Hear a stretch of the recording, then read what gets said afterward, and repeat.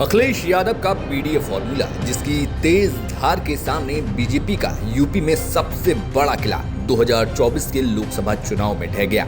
वो फॉर्मूला जिसके नाम भले ही बदलते रहे, लेकिन अखिलेश ने उन नामों के अंदर की पॉलिटिक्स को ऐसे धागे में पिरोया कि 2024 के लोकसभा चुनाव के जब नतीजे सामने आए, उसके बाद योगी से लेकर पीएम मोदी के चेहरे का रंग कई महीनों तक उड़ा रहा। वो संसद भवन के सेंट्रल हॉल की तस्वीर याद ही होगी, जिसमें योगी आदित्यनाथ चेहरे पर किस भाव भंगिमा को लेकर बैठे हुए थे। आज बात होगी अखिलेश यादव के उसी पीडीए फॉर्मूले की कि आखिर वो आया कहां से और कैसे अखिलेश यादव को ये आइडिया आया। नमस्कार, विजन यूपी देख रहे हैं आप और यूपी से जुड़ी खबरों के लिए हमारे चैनल को सब्सक्राइब कर लीजिए।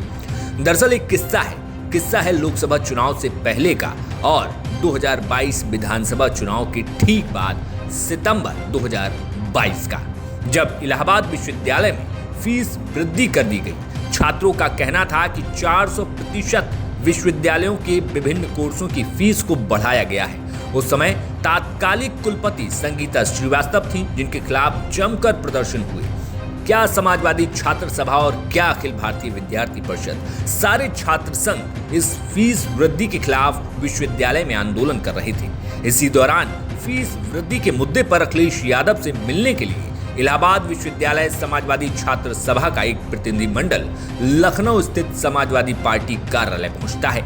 इन छात्रों में ऐसे भी कई नेता थे जो भैया के सामने आंदोलन के नाम पर कस्में खाकर पहुंचे थे कि भैया जब तक फीस वृद्धि वापस नहीं हो जाती तब तक चप्पल नहीं पहनेंगे और आंदोलन करके विश्वविद्यालय प्रशासन की ईंट से ईंट बजा देंगे। लेकिन लखनऊ सपा कार्यालय पहुंचते ही समाजवादी छात्र सभा प्रतिनिधिमंडल के साथ अखिलेश यादव के सामने एक खेला हो गया। अखिलेश यादव ने पहले तो सभी नेताओं की बात सुनी और जोश देखा और सीधी सपाट लाइन लेते हुए एक सवाल दाग डाला।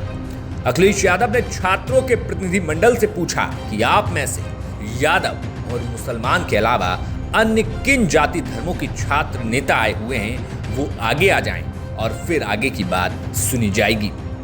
बस फिर क्या था, अखिलेश यादव की बात सुनकर छात्र नेताओं का गुट सकपका गया, क्योंकि इन छात्रों में कोई भी गैर यादव और गैर मुस्लिम मौजूद ही नहीं था।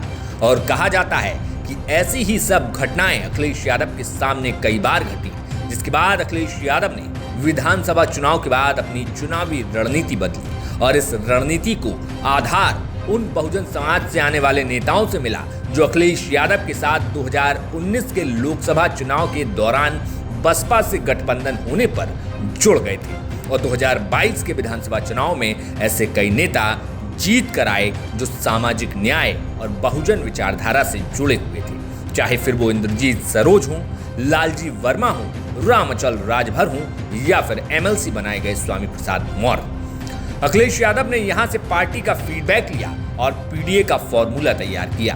भले ही अखिलेश यादव ने इस फॉर्मूले में पीडीए की शुरुआत पिछड़ा, दलित और अल्पसंख्यक से की, लेकिन बारीक राजनीति और व्यंग में महारत हासिल कर चुके अखिलेश यादव कभी इसे पीड़ित दुखी बता देते तो कभी ऐसे औरत, आधी आबादी, अगड़ा और अल्पसंख्यक तक कह जाते। लेकिन अखिलेश यादव की पीडीए की रणनीति आखिर सफल कैसे हुई, ये आप इस वीडियो में समझ लीजिए।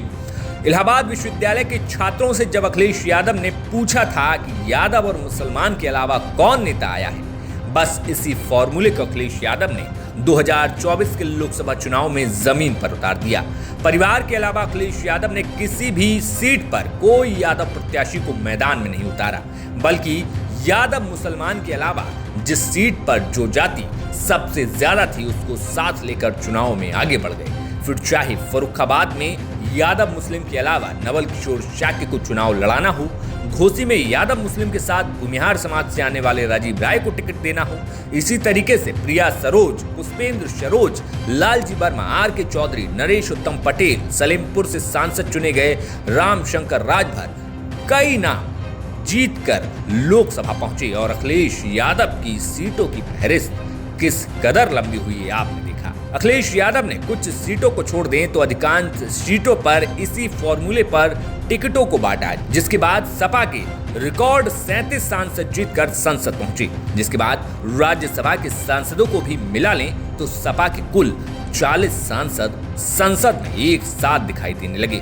जिसमें रामगोपाल वर्मा, जया बच्चन, जावेद अली खान शामिल हैं। खैर, कपिल सिब्बल भी सपा के समर्थन से राज्यसभा का चुनाव जीते, लेकिन वे निर्दलीय सांसद के तौर पर संसद में खड़े होते हैं। तो ये थी वो कहानी जहां से पीडीए की पॉलिटिक्स की शुरुआत हुई और अखिलेश यादव के चक्रव्यूह में भाजपा फंस गई, जिसके बाद दिल्ली में नरेंद्र मोदी को नीतीश कुमार और चंद्रबाबू नायडू की बैसाखी का सहारा लेना पड़ा। अगर आपके पास भी पॉलिटिक्स से जुड़ा ऐसा कोई किस्सा है तो हमें कमेंट बॉक्स में बताइए, और खबर पसंद आई हो तो वीडियो लाइक और चैनल को सब्सक्राइब जरूर कर लीजिए। नमस्कार।